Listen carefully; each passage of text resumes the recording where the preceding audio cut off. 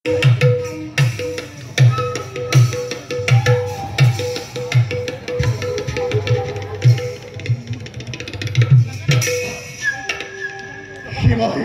কামনাত দগ্ধ আজ মোৰ হৃদয়।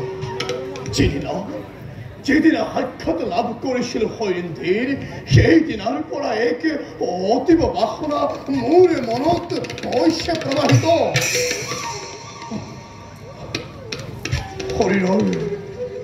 শৰীৰৰ শিৰাই শিৰাই সঞ্চাৰিত হৈছে হৰিণধীৰ যৌৱনৰ আবিৰ।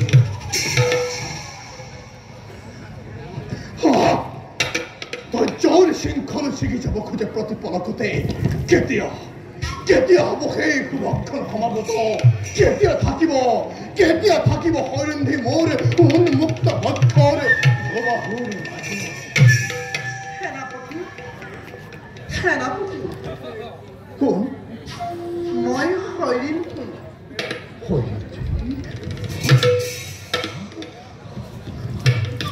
হৰিণধী, এই সময়ত তুমি সঁচাই মোৰ মনৰ কামনা হ'ব পূৰণ। হৰিণধী আহি নিজেই উপস্থিত মোৰ এই বন কক্ষত।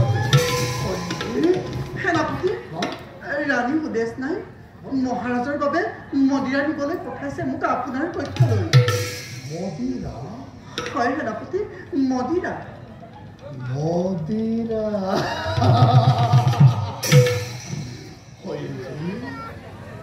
তোমাৰ সাক্ষাৎ লাভ ক্ষণ ধৰি অহৰ্নিশে মোৰ হৃদয়ে পান কৰিব বিচাৰে তোমাৰ যৌৱন মদিৰা। প্ৰবল ইচ্ছাজাগ্ৰত হৈছে অন্তৰত, স্পৰ্শ কৰি তোমাৰ দেহৰ অসমতল ফুল পফুল নিৰ্বাপিত কৰিম মই মোৰ হৃদয়ত চলি থকা কামাগ্নি।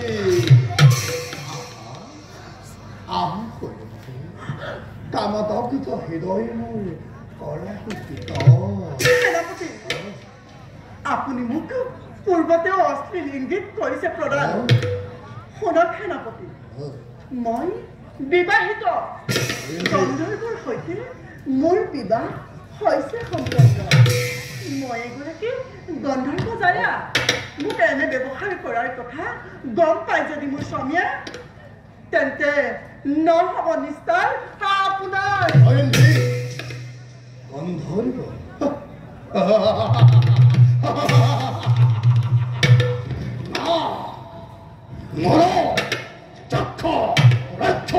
গন্ধৰ্ব কিন্নৰ কালৈকো ভয় নকৰে।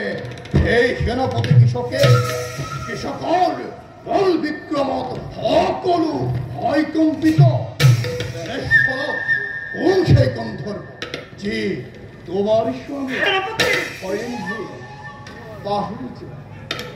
পাহৰি যোৱা তোমাৰ গন্ধৰ্ব স্বামীৰ কথা। দিয়াহি মোক প্ৰেম আলিঙ্গন। জিৰোহি মোৰ শীতল হৃদয়। এই প্ৰস্তাৱত মই শতবাৰ পদঘাত।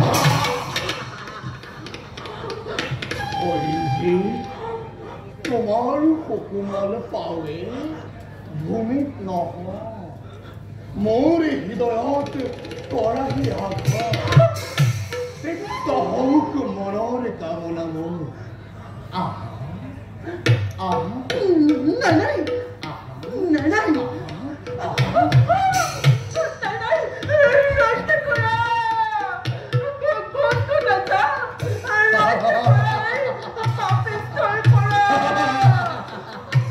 কৃষকৰ এই কক্ষত প্ৰৱেশ কৰিবলৈ আৰু নাই সাহস।